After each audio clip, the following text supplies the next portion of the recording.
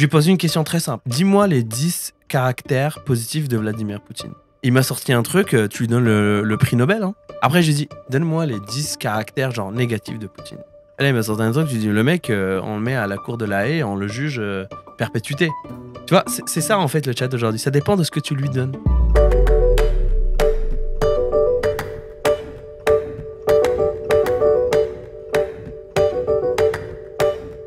Salut les gars, bonne année. Bonne année. Bonne année. Salut. Prêt pour une nouvelle année de podcast? Ouais. Chaud. Sachant que, comme on l'a dit dans le dernier épisode, on va essayer d'accélérer la cadence et de passer à un épisode par semaine. Allez. Donc j'espère que vous êtes chaud. On est parti ensemble pour cette année. Bienvenue à vous qui nous écoutez pour 2023. N'hésitez pas à vous abonner, je le dis dès le début de l'épisode cette fois-ci. Abonnez-vous au podcast si vous avez envie de nous suivre régulièrement. Abonnez-vous également à la chaîne YouTube si vous avez envie de voir nos têtes, pardon. Et puis vous pouvez nous suivre également sur les réseaux sociaux. Voilà, même on si poste. vous n'avez pas envie de voir nos têtes, vous nous regardez. Ouais, c'est ça. Ouais, c'est ça. Il y a des trucs fun, genre des choses son. Ouais, c'est vrai que cette année, Abdel nous a promis d'avoir à chaque épisode des chaussettes ou des chaussons un peu marrants. Donc ça vaut le coup de regarder rien que pour ça. Ouais, c'est ça. Bon, les gars, cette année, on commence avec un sujet qui prête à controverse. L'intelligence artificielle. Wow. Je vise un peu Abdel et Thomas parce qu'il y a des avis un peu divergents sur les termes. En fin 2022, on a eu une explosion de services du genre OpenAI avec notamment ChatGPT. Il y avait également Midjourney ou plein de sites comme ça, ou Dali, en fait, qui proposent de générer, alors pour Dali notamment ou Midjourney, de générer des images basées sur une description textuelle. Genre, tu peux dire, je veux voir la Joconde avec un astronaute en train de pique-niquer dans un champ, peu importe, et ça va te générer une image artificiellement, on va dire. Et ChatGPT, justement, c'est comme un chat, robot, un robot, on va dire, intelligent. Je mets des guillemets pour ceux qui ne voient pas, et qui te propose une réponse développée et cohérente en plus. Donc voilà. Ces services-là, si vous n'en avez pas entendu parler, on pourra toujours mettre des liens dans la description si vous voulez aller essayer ou voir ce que c'est. Le timing était quand même incroyable. Hein. Fin d'année, on nous balance des trucs comme ça. Ouais. Alors voilà. Il n'y a que ça sur les réseaux. C'est ouf. Mais justement, je suis curieux. Pourquoi tu dis que le timing est curieux ou est parfait? Comment c'est organisé selon toi? Je sais pas s'il y a une organisation derrière. Je suis pas vraiment au courant de comment ils font ça, mais je suis surpris de voir que c'est OpenAI qui dégaine en premier. Alors, et pas Google. Attends. C'est ça? Ma première question, déjà, c'est qui est OpenAI? Parce que moi, avant, je connaissais absolument pas. Non plus. Qui sont ces gens? De quel pays ils viennent? Qu'est-ce qu'ils font? Qu'est-ce qu'ils ont fait avant? Comment ça marche? Ils se disent encore que c'est une start-up, mais moi, à mon avis, c'est plus une start-up là. Mais c'est à la base, c'était Elon Musk avec quelques personnes en fait qui ont lancé ça. Et ils sont financés derrière par des gros groupes là. Il y a Microsoft derrière qui investit énormément. Donc je pense qu'ils font un super bon marketing aujourd'hui. OpenAI, moi j'aime beaucoup la façon qu'ils se présentent. Ils sont très vocaux. Ils sont sur les médias sociaux. Ils en parlent beaucoup. Ils font des vidéos. Donc je trouve que c'est cool. C'est rafraîchissant. Tu sais, quand on parlait là au dernier épisode, c'est quoi les dernières technologies disruptives qui nous ont fait genre waouh. Je pense qu'on se rapproche un peu de ça avec un OpenAI. Et j'ai encore plus hâte de voir ce que Google va sortir parce qu'il y a des projets aussi qui sont probablement encore plus puissants. Mais Google est toujours le côté conservateur. Là. Ils ne veulent pas se dévoiler encore. Mais... j'ai vu un article justement où Google commence vraiment à stresser sur OpenAI parce que ils ont un sacré retard à rattraper mais veulent faire les choses bien. C'est ce que j'ai lu. Rattraper, non, je crois pas. Faut pas oublier que... On est au début quand même là. Ouais, on est vraiment au début. Et puis on va revenir tout à l'heure à définir c'est quoi une intelligence artificielle, c'est quoi les techniques derrière. Faut pas oublier que Google, c'est le numéro 1 de la data. Et tout ce bazar-là est basé sur le big data. Donc, dire que Google a du retard, moi je pense qu'ils sont juste, ils attendent le bon moment et je pense qu'ils veulent faire les choses bien. OpenAI, je te dis, c'est comme le côté startup, ils veulent un peu teaser les choses, ils ont du bon marketing. Ce que des grosses boîtes comme Google probablement vont faire moins bien, mais ça ne veut pas dire que le produit derrière n'est pas équivalent. Alors, corrigez-moi, j'ai peut-être mal compris, mais c'est pas connecté à Internet ChatGPT, hein, c'est ça? Parce que moi, on a fait pas mal de tests. C'est un gars derrière. Il est bon, le gars. Parce que d'ailleurs, je lui écrivais en français, puis il me parlait en français, mais c'était mieux que du Google Traduction. Ouais. On a fait plusieurs tests au début avec un collègue au travail. Et écoute, on faisait les questions les plus random. On lui a demandé. Alors lui, il avait un devoir à rendre à l'école, donc il a demandé écris-moi une dissertation sur la série Suits. Et le truc est ultra complet. Après là, il était comme peux-tu développer un peu plus la relation entre les personnages? Et tu lis ça, t'es comme for real. Si je rendais ça, genre il y a moyen que j'ai une bonne note, quoi. Ce qui est complètement dingue. Effectivement. Comment ça fonctionne? Est-ce que tu saurais expliquer rapidement le mécanisme derrière tout ça? Parce que ça, pour nous, le moldu, c'est un peu de la magie, tu vois. Alors, non, mais vraiment, c'est de la magie, tu vois. Comment ça fonctionne? On va définir c'est quoi une intelligence artificielle, parce qu'on entend beaucoup parler de ça, vous l'avez remarqué depuis plusieurs années. L'intelligence artificielle qu'on voit dans les unes des journaux ou celle qu'on voit dans les films de science-fiction, ça n'existe pas. Ça n'existe pas et je vais pas dire jamais, mais je pense pas que ça va jamais exister. Donc à la base, une intelligence artificielle, c'est un ensemble de techniques d'apprentissage. Donc il y a des gens qui voient ça comme de la création. Moi, je pense pas que c'est de la création. C'est pas des technologies créatives, c'est des technologies qui vont se baser sur du data qui existe, de l'information qui existe. Ils vont agréger, ils vont faire des combinaisons, ils vont faire des calculs que nous, les humains, malheureusement, on n'est pas capable de faire. Si on revient à comment s'appelait j'ai un blanc là, Deep Blue, c'est l'espèce de machine qui a battu justement aux échecs. C'était aux échecs Deep Blue. Kasparov, c'est pas les échecs, c'est le jeu de Go. Exact, AlphaGo, DeepMind. C'était DeepMind de Google en fait, et on a lancé cette machine qui justement a battu le champion du monde de Go. Pas parce que la machine est plus puissante, mais la machine avait la capacité de faire plus de calculs que. Puis si on compare les échecs et le Go, c'est différent. Les échecs, c'est un jeu qui est fini, ce qu'on appelle en mathématiques un jeu fini.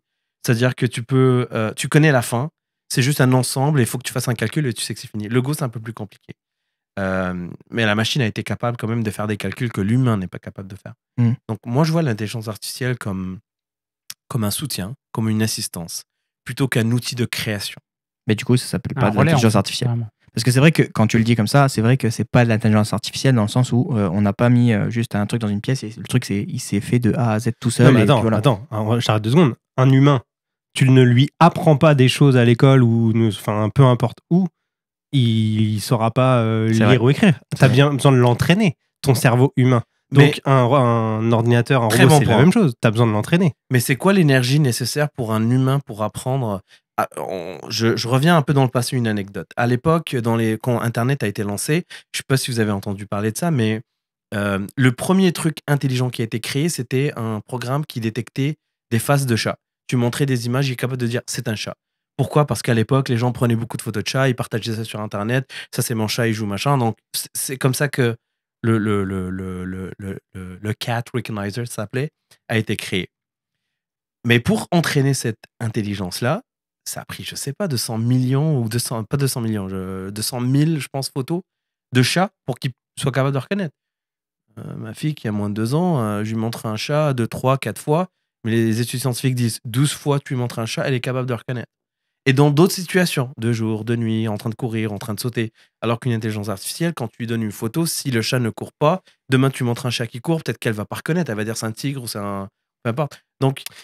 Ouais, mais dis-toi qu'on est dans les premières versions d'intelligence artificielle qui nous dit pas dans quelques années qu'au bout de 12 images d'un chat, l'intelligence, c'est ce qu'on espère, saura reconnaître un chat, tu vois. C'est ce qu'on espère, mais extrapoler, quoi. Exact, c'est ce qu'on espère. Mais pour revenir au Go, l'énergie qui a été calculée pour justement battre l'humain était de 440 kilowatts, un truc énorme pour battre un humain. Alors qu'un humain, tu sais, je pense qu'on cape à 20 ou 25 watts dans un exercice de réflexion énorme. Donc tu vois, là, on est en train de comparer quelque chose d'énorme en termes de puissance de calcul versus un humain. Sauf que l'humain, il a quelque chose que la machine n'a pas. C'est l'humain... il a l'intuition, peut-être la décision, la perspective. Ouais, la perception. La perception, c'est une faculté qui n'est pas... L'émotion, parce que suivant aussi comment tu... Après, il y a le côté éthique aussi et valeur. Moi, je pense qu'il peut beaucoup inquiéter les gens. Tu sais, on pense à Terminator. Mais c'est drôle parce que justement, je l'ai challengé là-dessus. Donc, c'est ChatGPT, je dis bien, ça sonne bizarre en français. Ouais. Et en fait, il s'engageait pas. Il disait, je peux pas vraiment vous parler de ça. Ou à un moment donné, je lui avais dit, genre, c'était quoi? Comment tu fais pour manipuler des gens et tout? Puis il a dit, mais c'est pas bien de manipuler, on peut pas vraiment faire ça. Bon, après, il y a des techniques, machin, il commence à dire. Et puis là, je dis, ouais, mais si c'est pas bien, pourquoi il y a plein de gens qui le font? On peut parler de plusieurs politiciens. Oui, c'est vrai que les politiciens le font, mais ce n'est pas une stratégie payante sur le long terme. Et vraiment, je trouvais qu'il prenait position quand même sur des choses et il avait l'air sympa, quoi, tu vois, il avait l'air cool. Alors, je sais pas trop, c'est intéressant, je m'attendais pas à ça. C'est impressionnant. C'est impressionnant quand tu vois le fonctionnement et l'interaction. En fait, la rapidité aussi. Il n'y a rien de nouveau dans ce qui a été fait dernièrement. Ok, c'est juste on a mis une interface maintenant. Parce que les gens qui ne sont pas familiers avec cette industrie-là, ils ne comprennent pas c'est quoi du code, ils ne comprennent pas comment ça fonctionne derrière. Ils s'en foutent. Mais là, ce que tu fais, c'est que tu leur mets une interface très intuitive, du texte que tout le monde connaît. Et là, tu leur dis, vas-y, chat avec. Et eux, ils sont habitués à des chats sur Messenger avec des compagnies qui te disent c'est quoi ton nom, tu viens, c'est quoi que tu veux, tape 2, tape 3, machin. Ils disent que c'est très, on va dire, stupide comme fonctionnement. Mais là, on a quelque chose qui est capable d'avoir une discussion. Mais on est d'accord que les discussions sont très limitées quand même avec ChatGPT. Moi, j'ai passé une semaine. Honnêtement, j'ai vu des trucs de ouf, moi, sur TikTok. Des gens qui travaillent avec ça maintenant et qui font de l'argent avec ça. C'est-à-dire, j'aimerais entendre. En gros, au lieu d'aller apprendre quelque chose, déjà, ils se font admettons, s'ils veulent apprendre quelque chose. Ils vont aller prendre quelque chose, ils vont se faire une espèce de résumé très grossier qui vont leur dire de faire ça. Et après, du coup, suite à cette discussion, parce que c'est toujours dans la même discussion, il va lui dire, ok, d'accord, qu'est-ce que je peux faire alors avec ces sites-là? Il cite des sites. Et qu'est-ce que tu me conseilles dans ce cas de faire qui sera le plus rentable pour moi sous 3 mois? Du coup, il fait tous ses calculs et il te dit ensuite, ok, sous 3 mois, je te conseille d'aller sur le site là ou ce site-là. Et après, il a dit, si tu veux quelque chose qui soit mieux, mais après, il dit, ouais, mais sur 6 mois, du coup, ça sera peut-être plus intéressant. Il dit, oui, sur 6 mois, ça sera plus intéressant. Tu sais, il a monté son business comme ça et maintenant, le gars vend des trucs sur Internet. Tu sais, il a fait un site Internet, machin et tout. Après, au niveau du script et tout, le mec, il a dit, ok, est-ce que tu peux me faire un script pour faire un site Internet? Hop, boum, il a fait son petit site Internet, il a plugué, copié-collé comme ça dedans, il n'y avait rien à faire. Mais ça existe déjà, hein.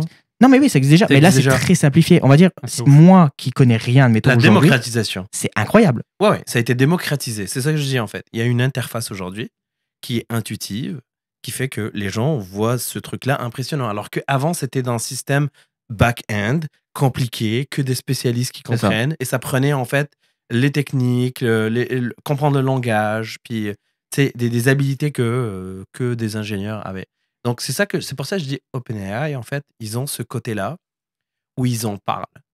Ils ne s'adressent pas à un public seulement connaisseur, ils veulent s'adresser à tout le monde, contrairement à Google, en fait, où est-ce que c'est des sujets qui sont réservés à des gens qui ont des maîtrises, des doctorats en génie logiciel ou en intelligence artificielle. Après, il ne faut pas oublier, l'intelligence artificielle, c'est 2 choses.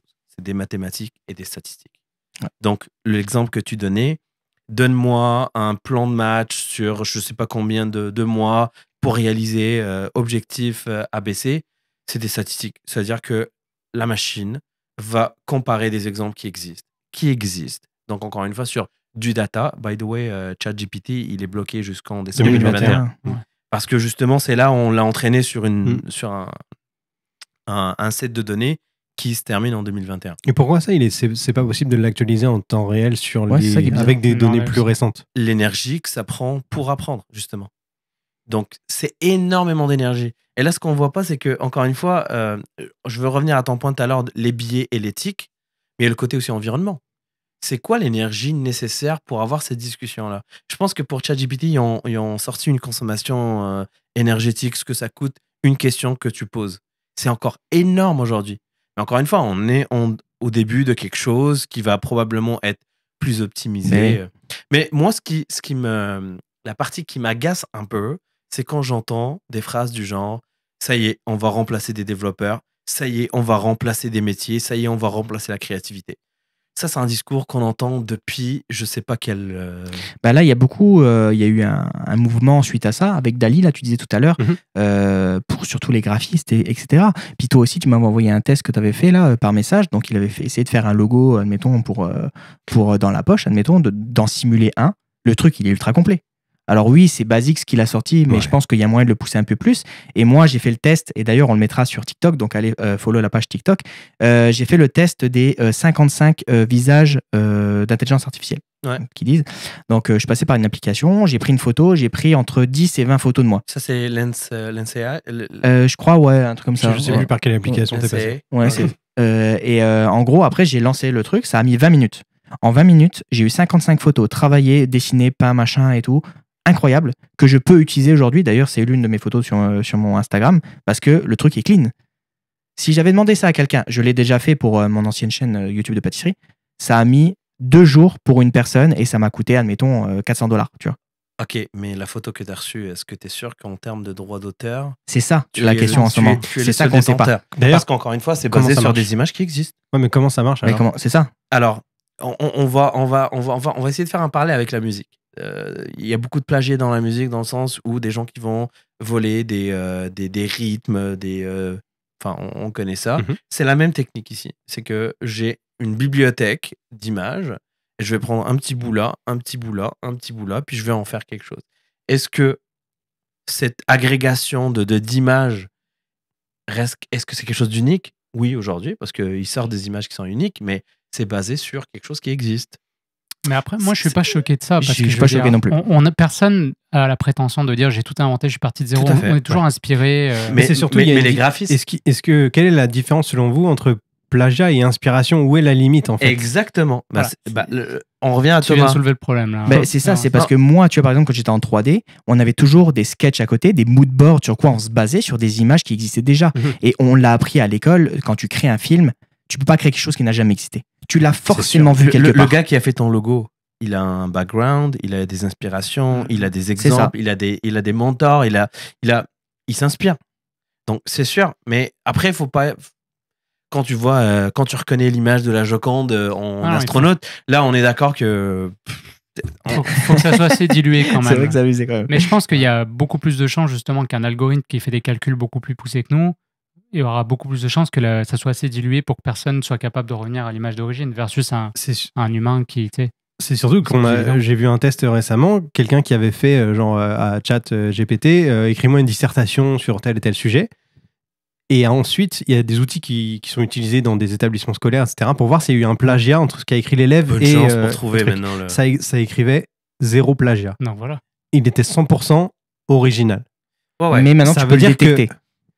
Tu peux détecter que ça vient d'un chat. Donc, c'est très difficile. Non, enfin, là, en l'occurrence, non, parce qu'il disait 0 plagiat, ça veut dire que théoriquement, l'élève aurait pu inventer le résultat de la dissertation. Ouais, mais en gros, ils disent qu'apparemment, ça retient quand même ce que ça a fait.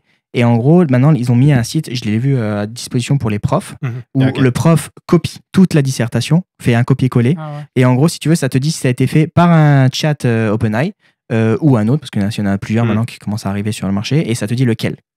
Okay. Donc, je sais pas Mais en vrai, en vrai, c'est incroyable. Ça, j'ai un doute. Hyper difficile à prouver quand même. J'ai un doute. Hyper difficile à prouver. Moi, j'ai un doute là-dessus. Parce que justement, l'IA, c'est faire quelque chose qui n'est pas prédictible. Ah, tu viens de dire IA quand même. IA, mais comme je l'ai dit au début, quand je dis l'IA, je parle de l'IA comme elle est, et pas l'IA qui est médiatisée ou qui fait les unes des journaux. L'intelligence artificielle, parce qu'encore une fois, c'est des techniques de deep learning, de machine learning, de la perception, du raisonnement. Ça, c'est des techniques qui existent, c'est scientifique. Encore une fois, c'est des mathématiques, des statistiques associées à des techniques. L'objectif, c'est d'avoir quelque chose qui n'est pas prédictible. Tu l'as dit au début. C'est-à-dire que je vais te donner des outils. Je vais t'apprendre comment marcher. Et par toi-même, tu vas être capable de développer des marches, des danses, des courses, des machins. C'est ça, en fait, l'intelligence artificielle. C'est pas je vais t'apprendre comment danser, comment marcher, et tu vas le répéter. C'est ça qu'on voit beaucoup aujourd'hui. Aujourd'hui, c'est je t'apprends et tu vas refaire la même chose. Ça, c'est pas de l'intelligence artificielle. Ça, c'est juste de la répétition. Et ça, on en voit beaucoup. 90% de l'intelligence artificielle, qu'on entend le mot, c'est souvent la répétition des tâches. Et ça, on le voit partout. Parce que c'est un terme marketing qui est vendeur. C'est très bien. Mais oui, c'est ça, c'est marketing. Ouais. Après, moi, je fais le parallèle un peu avec l'invention de la calculatrice. Okay, je vous donne, je pense que vous avez vécu, on a à peu près le même âge. À l'école, je sais pas vous, mais moi, tout le temps, mes enseignants ils me disaient « Mais tu n'auras pas toujours une calculatrice sur toi, donc tu devrais apprendre à faire les calculs tout seul. » Tu avais raison. J'ai pas une calculatrice, j'en ai 4. Et tout le monde en a 4 parce qu'on a le téléphone, on a la montre, on a tout ce que tu veux. Donc aujourd'hui, c'est un outil qui nous permet d'aller plus loin. Donc j'ai l'impression qu'en fait, OpenAI peut devenir un outil pour les artistes qui vont être capables d'évoluer. On est dans un monde qui est en évolution permanente et aujourd'hui, peut-être que ton art, tu peux l'amener encore plus loin. En tout cas, j'ai envie de le voir comme ça, plutôt que de me dire, bon, bah, c'est la fin des artistes et de tout. De l'assistance, c'est de l'accompagnement. Et puis même pour les développeurs aujourd'hui, là, on en parle beaucoup parce que quelqu'un a décidé de faire un test avec ChatGPT puis lui dire vas-y, code-moi un truc, puis il a sorti un truc, tout le monde est comme waouh, c'est la fin des développeurs. Non, ça existe depuis longtemps. Aujourd'hui, les développeurs, s'ils n'ont pas ces outils-là, ils ne peuvent pas développer de logiciels. Il y a des outils qui te permettent de dire tu peux optimiser ton code à cette ligne-là, tu peux gagner en temps ou en énergie ou en capacité ou peu importe. Ça existe aujourd'hui. Ou quand quelqu'un fait du code, au lieu, avant de demander à son collègue de réviser son code, il y a un outil qui va te flaguer tous les problèmes. Tout ça existe aujourd'hui. C'est juste qu'encore une fois, là, on a fait une interface qui est quand même assez, en termes de marketing, incroyable. Non, mais c'est surtout, ça la rend tellement facile et rapide à utiliser que, en vrai, moi, je trouve ça pratique, en vrai. Non, c'est pratique. Tu vois, un développeur, plutôt que d'aller sur Stack Overflow, est-ce qu'il n'a pas juste à demander à ChatGPT, il lui fait tout, il lui corrige tout? Après, ou lui crée tout. Une grosse base. C'est un autre sujet, mais peut-être un jour on va en parler. La différence entre un développeur logiciel et un concepteur ou un ingénieur logiciel. Il y en a un qui conçoit, qui fait l'architecture, qui fait des choses qu'une machine probablement aujourd'hui ou demain ne va pas faire, versus quelqu'un qui va faire du développement web, où est-ce que tu vas en fait, tu vas répéter la même recette, tu vois. Donc la recette, elle est là, c'est sûr que la machine va aider. Et ça, c'est un des métiers qui va disparaître. Mais ça, c'est pas du développement logiciel. Ça, c'est du développement web. Mais c'est des techniques qui sont basiques aujourd'hui. Tout le monde en fait aujourd'hui, faire du WordPress ou faire du scripting. C'est sûr que les machines vont intervenir pour faire ça. Il y a des métiers qui vont arriver dans 10 ans qui n'existent pas aujourd'hui. C'est sûr. Et il y a des métiers aujourd'hui qui vont plus exister dans 10 ans, c'est sûr. Et c'était comme ça, c'est depuis la révolution industrielle, c'était comme ça.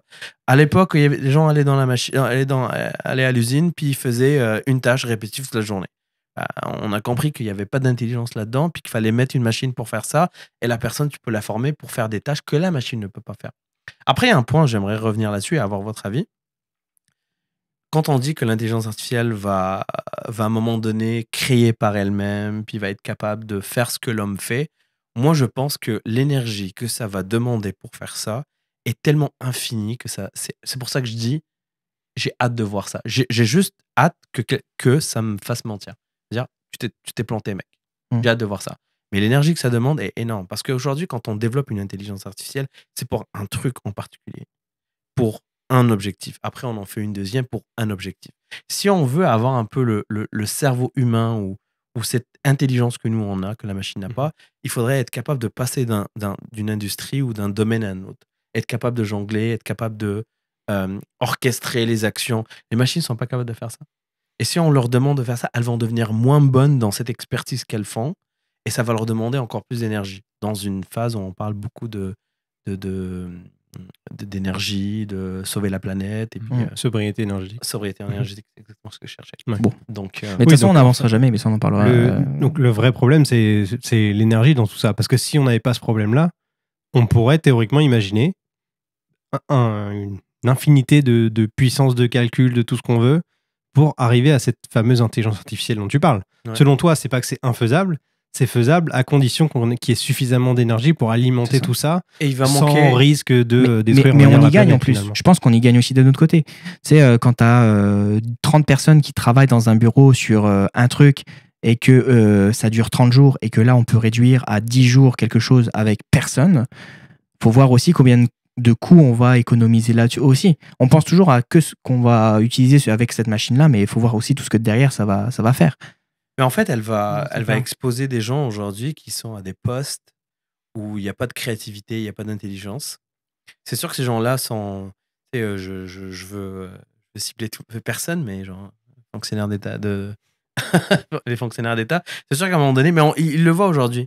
Sauf qu'il y a des décisions que la machine ne pourra pas prendre. Il y a des décisions un peu plus...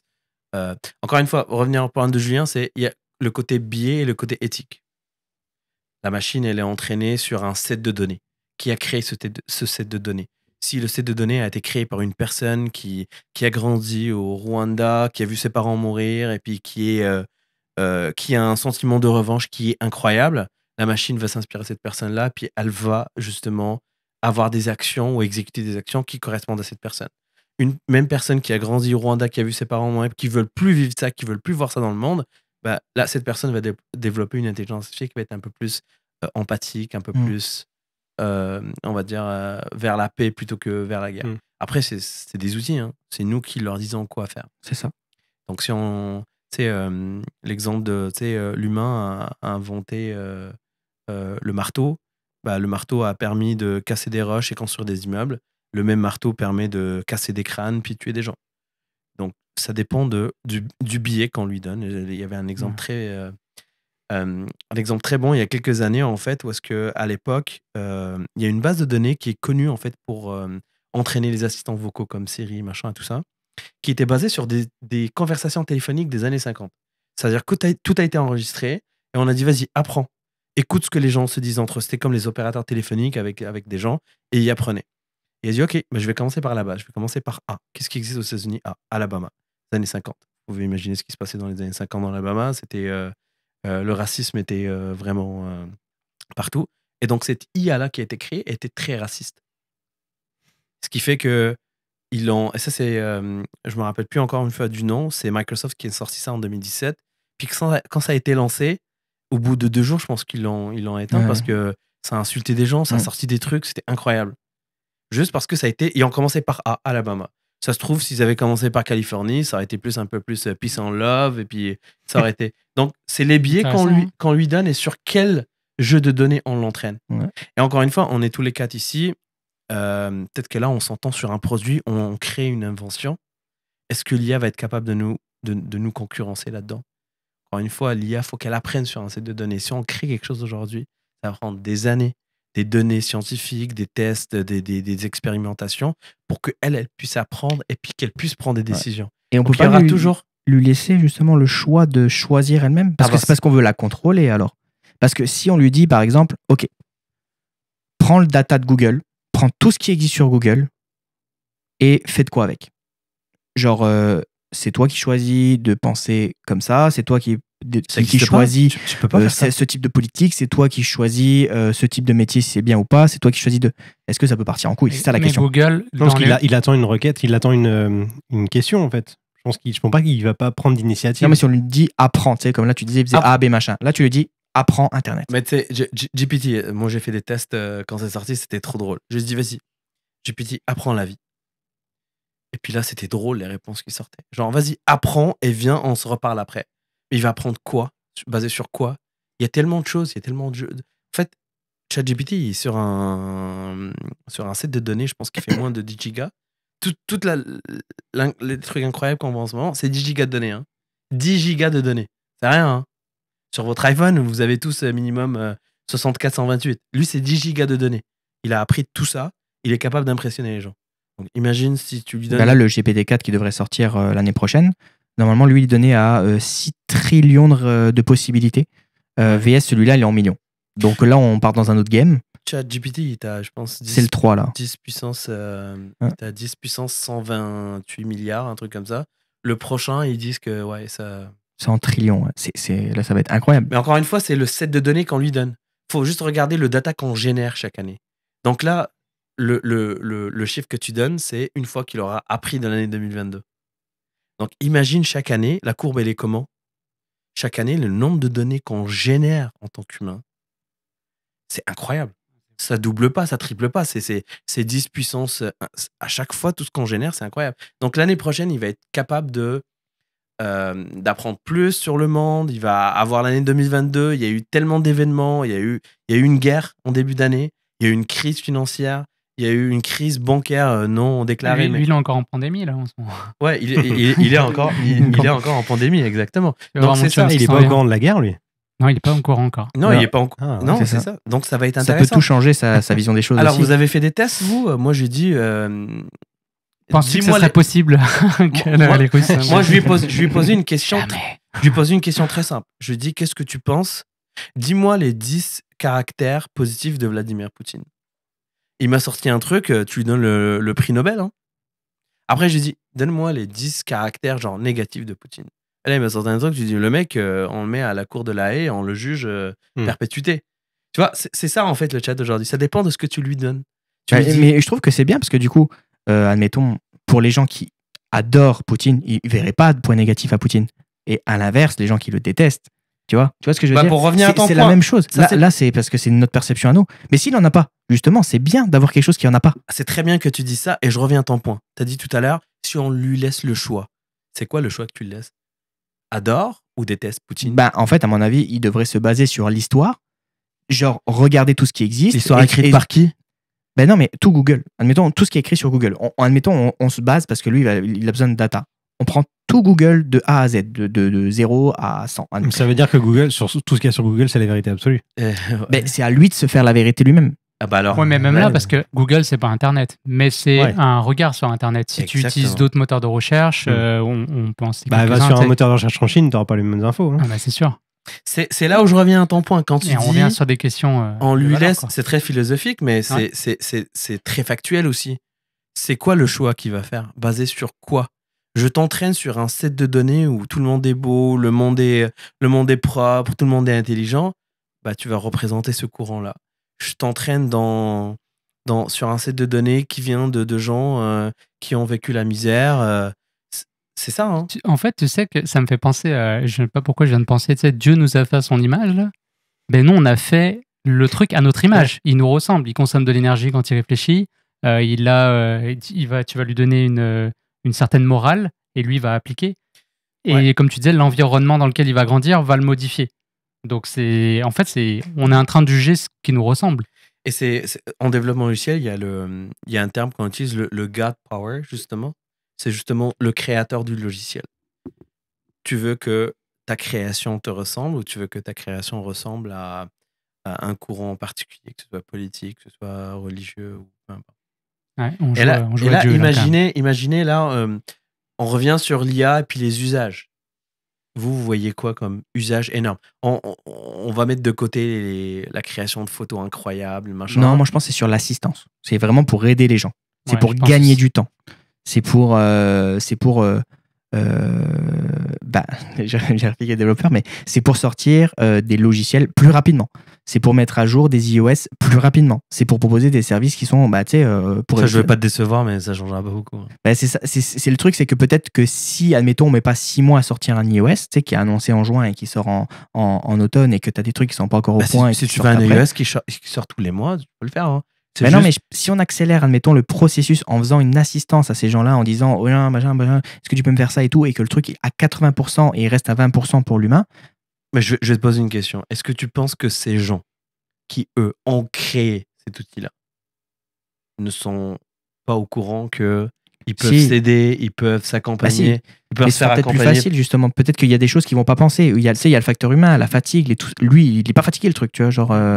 Il y a plein de trucs aussi qui vont rentrer en compte qui font que ça va accélérer les choses. Moi, je pense qu'on est. C'est un peu comme tu disais tout à l'heure, les emplois les plus pénibles, ils ont été remplacés par des machines. Et en fait, on est dans la continuité de ça. C'est-à-dire qu'on va pouvoir libérer beaucoup de temps pour se concentrer sur des tâches plus importantes, que ce soit de la créativité, la perception. Et en fait, je trouve ça super intéressant à ce niveau-là. Mais on va vers là. Hein. On va vers là. Et puis là, on parlait dans un précédent épisode. Encore une fois, j'ai dit l'IA, c'est des statistiques et des maths. Tu sais, on a parlé de la circulation qui n'a pas évolué depuis la circulation routière, qui n'a pas évolué depuis plusieurs années. Bah, encore une fois, si tu as des datas qui te disent ce feu rouge-là, il est allumé tant de temps, de telle heure à telle heure, machin, on peut optimiser. C'est là où tu peux justement mettre un peu plus de machine learning, un peu pour apprendre et être capable de donner des décisions. Tu vois, moi, je vois des usages comme ça. Pour rester dans le secteur de l'automobile, on parle beaucoup des voitures autonomes, puis il y a plusieurs niveaux de voitures autonomes. Il y a de 1 jusqu'à 5. 5 étant la voiture qu'elle se conduit toute seule, puis elle prend des décisions. Elle n'a pas besoin d'un humain, elle n'a même pas besoin d'avoir un volant dans la voiture. Moi, je pense que ça n'arrivera jamais. Je pense qu'on n'est pas loin. Non, moi, je pense qu'on y va. Ça. Moi, je pense qu'on n'arrivera jamais. La Tesla est déjà très très bien avancée. Non, Tesla, c'est pas la voiture la plus avancée dans ce domaine-là déjà. Non, je sais, mais elle est déjà très bien avancée sur les routes, grand public, que tout le monde a aujourd'hui, parce que oui, il y a d'autres voitures qui existent. Moi, je te parle toujours des choses que les gens utilisent au quotidien. Utiliser au quotidien ici, bon, mis à part, je compte pas l'Europe parce que Tesla ne fonctionne pas en Europe. Pourquoi ? Parce que la voiture. Comment ça fonctionne pas? La voiture ne fonctionne pas à 100% en Europe parce qu'il y a trop de restrictions en Europe. Par exemple, il y a des choses que tu ne peux pas activer dans la voiture en Europe, que ici tu peux, c'est illimité, tu as toute la voiture de A à Z. Non, ici tu peux doubler. C'est pas partout. Ouais, je sais, mais ici, par exemple, tu peux doubler une voiture en mode insane à droite et tu peux doubler à 2 pouces de l'autre voiture. Et les débris. En France, c'est interdit, tu vois, par exemple. Donc, elle est bridée en France à ce niveau-là. Donc, tu peux pas utiliser le potentiel de la Mais voiture. elles ne sont pas. Ça, ce que tu dis là, c'est. On est proche, on est entre le niveau 3 et le niveau 4. Je pense en Europe, niveau 3 est en test. Ah oui, c'est ça. Ou c'est le 4 qui est en test, je sais plus. Je veux pas dire Mais de je trouve qu'on conneries. est déjà bien avancé parce que tu peux aller d'un point A à un point B sans toucher le volant. Ok, mais 1.1, ça représente quoi dans ta conduite de tous les jours? Genre, sans prendre l'environnement en considération. Je te donne un exemple. Je prends une voiture, niveau 5, je l'entraîne. Je l'entraîne partout parce que l'idée ici, c'est quoi? C'est je te donne une recette, on trouve une recette, on s'entend sur la recette, on la teste et on la répète un peu partout. C'est comme ça que ça fonctionne. Après, on voit si ça scale ou pas dans le. Je la prends, je l'entraîne ici à Montréal. Avec les cônes oranges et tout ça. Les poules. Et elle va être incroyable à avancer ça. Je prends la même voiture avec la même intelligence et je la mets à Paris. Et je la mets à Paris à un endroit en particulier. Le rond-point de l'Étoile. Vas-y, conduis. Crash. Ça marchera pas, hein, mais tu vas lui donner 1 semaine, 2 semaines, 3 semaines. Ça va rendre énormément d'énergie, encore une fois. Énergie pour apprendre à conduire sur ce rond-point-là. Après, tu la prends et tu dis, je sais pas moi, allez, je t'emmène à Alger. Et tu la mets à Alger. Non, mais en fait, c'est là où le niveau 5, pour moi, c'est que si toutes les voitures sont niveau 5, tu passes au rond-point de l'Étoile, si toutes les voitures sont intelligentes entre elles, elles communiquent, il n'y en a aucune qui va se taper dedans ou galérer pour rentrer sur le rond-point. Mais dans 20 ans, moi je prends le pari que dans 20 ans, il n'y a rien qui change par rapport à ça. Hein. Et est-ce qu'on va vers une standardisation, du coup, peut-être? Standardisation. Universelle ou infrastructure. Ça dépend aussi des pays après. Parce que... Ouais, c'est ça, exact. Donc en France, il y a l'élect déjà. En fait, l'humain est très mauvais. L'humain est très mauvais à créer des protocoles standards et des trucs communs. L'humain aime se distinguer. Les Anglais aiment conduire. À gauche, ouais. C'est l'ego des gens. Ouais, aime conduire à Tu droite. vois, les systèmes de mesure qui sont différents d'un pays à un autre, déjà, c'est relou. Alors, donc, regarde, on est en train de s'entendre sur un câble de recharge. T'as 12 000 types de câbles, micro USB, USB. C'est l'Europe, encore une fois. Tu machin. Mais non, mais je veux dire, partout dans le monde, aujourd'hui, moi, quand je pars en vacances, il faut que je reprenne un Lightning, il faut que je prenne un micro USB, il faut que je prenne un USB-A, quoi. C'est compliqué. Mais je veux dire, l'humain est pas bon à standardiser les choses. Donc, pour revenir à ce que tu disais, Julien, ça va arriver le jour où l'infrastructure, l'environnement va être propice pour ça.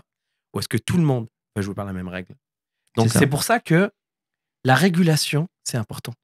Réguler, c'est important. Déjà, la première vertu de la régulation, c'est l'éducation. Parce que quand tu régules, tu expliques. Voici pourquoi on fait ça dans l'objectif de X, Y, Z. Donc, il faut réguler. Il ne faut pas faire un peu comme ce que fait l'Europe. Malheureusement, beaucoup trop de régulation, très peu d'innovation. Là, aux États-Unis, c'est beaucoup d'innovation. La régulation, on s'en occupe après. Donc, il faut trouver une balance un peu entre ces deux sujets. Je m'en occupe. J'ai une dernière question. Comment c'est possible que le service d'OpenAI, donc ChatGPT, soit gratuit? Aujourd'hui, parce que c'est du bêta-test, c'est gratuit. Pour eux, c'est du pain béni. Donc, tu testes pour eux. Dans quelques temps, ça sera payant. On est d'accord? Bah oui. Il y a des services qui sont déjà payants. Oui, définitivement. Déjà, c'était pas ouvert à tout le monde. Je ne sais pas si c'est encore fermé à... Parce que ça prenait une invitation pour le faire. Je ne sais pas si c'est encore le cas. Non, maintenant, c'est connexion via tes comptes. Parce qu'au mois de novembre, ça prenait une invitation, puis c'était limité. C'est du bêta-test qu'ils font en ce moment. Et imaginez comment on est aujourd'hui fasciné avec du bêta-test. Et je vais mais c'est quand même bon signe. Je vais emmener ça encore plus loin. Regardez toute la folie qui se passe avec de la programmation classique, ce que j'appelle classique, logique. Imaginez avec de la programmation quantique. Ça va être encore une folie incroyable. Et encore une fois, c'est pas des maths, là, c'est des maths et des statistiques. La physique quantique, l'informatique quantique, c'est de la physique. C'est un autre délire, c'est un autre truc. Et c'est probablement beaucoup plus coûteux parce que c'est un environnement à tel degré, machin. Ça va être encore plus compliqué. Mais l'avenir est très positif. Faudrait juste qu'on prenne des bonnes décisions avec ces outils-là, avec ces techniques-là, qu'on arrête d'appeler Alexa intelligence artificielle, qu'on arrête à chaque fois qu'il y a un produit qui sort, un détecteur d'ouverture de porte, et va dire « Oh, mais on a mis une intelligence artificielle dedans parce que ça nous permet de... » Non, c'est juste des statistiques. C'est juste que tu comptes le nombre de personnes qui sont rentrées, qui sont sorties de telle heure à telle heure à tel jour, et tu es capable de sortir avec un modèle ou un trend qui correspond à ta population, que tu ne peux pas répliquer ailleurs. C'est pas de l'intelligence artificielle. Donc, c'est pas de l'intelligence artificielle, c'est du machine learning. Non, le machine learning, c'est très particulier. Le machine learning, c'est vraiment des techniques particulières. Tu l'appellerais comment alors? C'est des stats. En fait, c'est de l'informatique basique. If, else, puis c'est tout. Hein. C'est un Excel, mais quoi. c'est pas marketing. Les Ouais, gens, c'est ils pas veulent marketing. un- Tu vas pas leur Exactement. dire c'est if machin. C'est conditionnel. Mais non, mais je veux dire, regardons à la base ce que c'est, parce qu'encore une fois, c'est pas une Non, intelligence. mais un assistant comme Alexa ou Google Home, etc. Tu appelles ça comment? C'est un assistant vocal. C'est tout? Un assistant vocal. Ok. Ouais, c'est un assistant vocal Ok. qui est basé sur. En fait, quand il y a des nouveaux produits qui sortent aujourd'hui, ils te disent on utilise du machine learning pour faire. Tu le vois beaucoup, toi qui es fan de Apple, tu le vois dans leur la dernière puce, leur GPU là. Ils ont sorti un petit engine qui fait juste des calculs basés sur du machine learning. Tout ça. On connaît pas ce qu'il y a derrière, donc on peut pas juger. Mais il y a des produits, on sait ce qu'il y a derrière. Ils se basent sur en fait du data, de calcul, de machin, mais il n'y a rien d'intelligent. Encore une fois, je veux te dire, je t'ai pas donné un ensemble d'outils et tu as été capable de me surprendre avec un résultat qui n'était pas prédictible. Je t'ai appris à manger, tu as mangé devant moi et puis j'ai applaudi. Bravo. Super. Mais je veux te montrer des légumes, des fruits, que tu sois capable de créer des recettes qui n'existent pas, que tu me surprennes avec mon humeur du jour, avec mon envie, avec la saison, avec ce que tu as trouvé dans le marché. C'est là où il va y avoir une intelligence. C'est ça l'humain. On va à l'épicerie, on peut faire une liste, on connaît la recette, on n'est pas très cuisinier, on va appliquer exactement ce qui est fait. Ça, c'est pas de l'intelligence. Par contre, quelqu'un, tu lui donnes un truc et il dit vas-y, surprends-moi avec ces ingrédients-là. Et là, il va s'inspirer de ça, machin. Ok, lui, il aime le truc moins cuit. Et là, tu vois, il y a un concept un peu plus. Mais après, je suis d'accord avec toi et je suis d'accord depuis le début sur le fait que c'est pas de l'intelligence artificielle, sauf que c'est compliqué de le vendre autrement. Bah, écoute, si les gens. Toi, chez toi, t'as une télé 4K? Ouais. C'est pas une 4K. C'est une UHD. Tu vas me dire, mais c'est pareil. Ah oui, C'est pas pareil. Oui, mais oui. tu On est as d'accord. compris le. Ouais. Tu vois, c'est la même chose. Moi, j'ai des clients qui rentrent en magasin qui me disent je veux une caméra 4K. Ok, pas de problème, je te donne une GoPro. Mais je veux Tu vois, dire. c'est pas pareil. C'est vendeur. Et de dire intelligence artificielle, c'est malade parce que c'est le truc que tout le monde rêve. C'est le futur et tout machin. Si t'étais arrivé avec. C'est un assistant vocal. Ça fait pite. Tu vois Non, mais je veux dire. C'est la phrase de Mon point, c'est que moi, je pars du Mm. principe que l'éducation est un point important dans notre société aujourd'hui. C'est ce qui fait que des gens vont comprendre un concept, ils vont interpréter les bonnes choses versus mal interpréter un concept et en faire des choses qui sont pas correctes. Je pars de ce principe-là. C'est pour ça que quand on dit intelligence artificielle, je trouve que c'est réducteur en fait. Ouais. Parce que c'est quelque chose qui est plus suprême, qui est plus grand, qui est plus incroyable. Malheureusement, aujourd'hui, quand tu as une start-up, tu montes un projet, puis tu as envie de faire une collecte de fonds, si tu mets pas le mot intelligence artificielle, bien évidemment, personne ne va se présenter à ta salle, va pas écouter ton pitch. Donc, les gens sont un peu forcés de faire du marketing. Puis, les gens de marketing, moi, je travaille avec des gens très brillants en marketing, mais ils se régalent en ce moment-là. Ils se régalent parce que là, il est devant eux, c'est waouh, ok, utilisons tous les mots. Mais on le voit, ça. On le voit. Ouais. L'humain aime les mots, les termes qui font plus cool, plus sympa, plus machin. Ça te donne, toi, à travers cet objet-là, une importance parce que tu t'en parles, tu connais, tu sais c'est quoi l'intelligence artificielle. Tu vois ce que je veux dire? Ouais. Tu te donnes une importance à travers quelque chose qui, que ce soit intelligent ou pas, t'en parles et tu. Donc, moi, je suis pour qu'on démocratise. J'aime beaucoup ce que fait OpenAI. Les dernières initiatives, moi, je trouve que c'est vraiment positif. Il faudrait que des grosses boîtes comme Google s'inspirent un peu de ces techniques-là, puis qui commencent un peu à s'ouvrir, démocratiser, éduquer, faire des vidéos, faire des conférences, sortir des produits qui vont être pas forcément utiles, mais des trucs d'enfants, tu vois, des Lego plus intelligents, ou des trucs qu'on commence un peu à en parler très jeune, et ne pas garder ça à une élite qui ont des maîtrises ou des diplômes d'ingénierie en génie logiciel. C'est juste ça. Et ça va tuer toutes les personnes qui utilisent ça pour des fins de marketing ou Hollywood, science-fiction, machin. Mais Marvel, je sais pas si vous êtes des fans de Marvel, je sais pas. Ultron, est-ce que vous considérez que c'est une intelligence artificielle? Parce que c'est le film, malgré que c'est des explosions, Non, machin, non, parce qu'il a appris de Google, encore une fois. Il a appris d'images, il s'est branché dans le système, il a lu tout ce qu'il y avait sur Internet et tout, il a fait comme ça. mais il a avec le bruitage qu'il a. J'adore, on va garder celle-là. Mais en fait, il a fait un step de plus. Il a été chercher l'émotion. Ouais, c'est vrai. Et donc, c'est là où moi je dis que c'est ça l'IA en fait. C'est être capable d'aller au-delà de ce que je te donne comme faculté et que tu te fasses tes propres facultés et que tu sois capable comme finalité de prendre tes décisions, que surprends-moi en fait. Moi, la vraie intelligence artificielle, c'est Jarvis dans Iron Man. Ouais, mais Jarvis, c'est trop bien. C'est son assistant, c'est comme un humain, mais genre en mode partout dans son casque. Ultron, il a mangé Jarvis. Il a mangé Jarvis dans le fond, et puis il a fait. C'est ça en fait. C'est ça. Mais en fait, sans rentrer dans les détails techniques et tout, mais tu sais, il y a des intelligences qu'on appelle faibles et fortes. Ça, c'en est une qui est forte. Ça veut dire que t'as pas exécuté seulement ce que je t'ai donné, t'as appris de ce que je t'ai donné, t'as été chercher, t'as fait tes propres recherches, t'es devenu la personne que tu es, ou la personnalité que tu es, on va dire la personne, c'est pas des personnes. Et t'as développé ton propre environnement, t'as pris tes propres décisions, basées sur ton expérience. Même nous, les humains, on est plein de biais, on est plein de... Et il va y avoir Ouais. Donc, Bon, les gars, merci. C'est un épisode très intéressant. On fera peut-être des mises à jour dans l'année par rapport à cette thématique. On n'a pas cité des solutions, Midjourney, Lens. Si, ouais, Dali, Midjourney, Lensa, il me semble. Lensa, ouais, je crois. Point.i aussi. Ouais, mais comme je disais au début d'épisode, je pense qu'on mettra quelques liens en description si vous voulez aller essayer, regarder un petit peu à quoi ça ressemble. Nous, on a un petit peu testé, comme vous avez pu l'entendre. Faites-vous des avatars tant que c'est encore gratuit. Ouais. Mais sinon, encore, il y en a certains où c'est payant. Il y en a certains où c'est payant si tu veux les photos en format HD, il me semble. Ouais, 4K. Ou 4K, ouais. 4K ou Ultra HD. C'est 4K, mais c'est. Lens A, c'est quoi? C'est $5, je pense. C'est quand même pas cher pour 55 photos. Ouais. Mais oui, après, on en a aussi maintenant dans les appareils photo. Hein. Le dernier appareil photo Sony qui est sorti, l'intelligence artificielle à l'intérieur. En gros, c'est la première fois qu'un appareil comprend que c'est un humain. Du coup, il va tout de suite comprendre son focus et le faire beaucoup plus vite. Même quand l'humain se retourne, le focus reste sur l'œil. Ouais. Ah ouais. C'est fou, hein. Il y a une autre caméra. Ça manque d'intérêt, mais c'est un point très important. Ça veut dire que l'intelligence est dans l'appareil.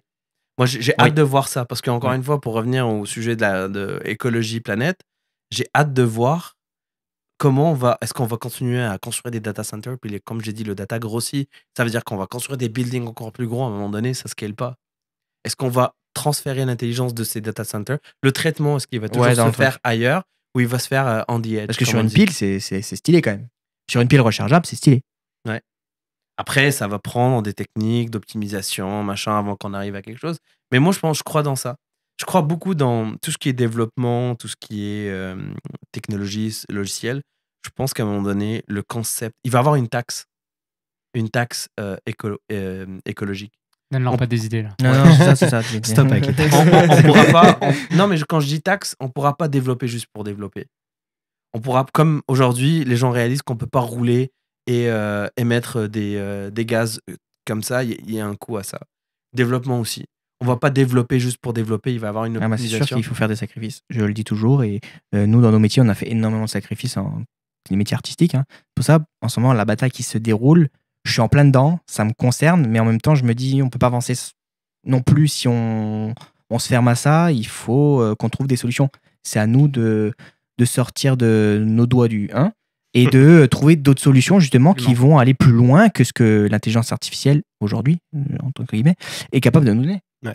Mais je pense on pourra faire un épisode un peu plus détaillé, parce que là, on pense déjà à faire un épisode un peu long. Le côté artistique, justement, cette bataille entre les créateurs, les graphistes, les photographes, tout ce que tu veux, par rapport à ces outils d'intelligence artificielle, encore une fois. On pourra revenir sur ça, parce qu'il y a vraiment des gens qui sont absolument contre, d'autres qui pensent que ça peut être utile. Voilà, il y a tout un débat, et je pense qu'on pourra avoir une discussion là-dessus. On s'arrête là, les gars? Ouais, on s'arrête là. Merci, c'était très intéressant. Mais si vous êtes restés jusqu'à la fin, même après la fausse conclusion qu'on a fait juste avant, et on se dit à très vite dans votre poche. Salut.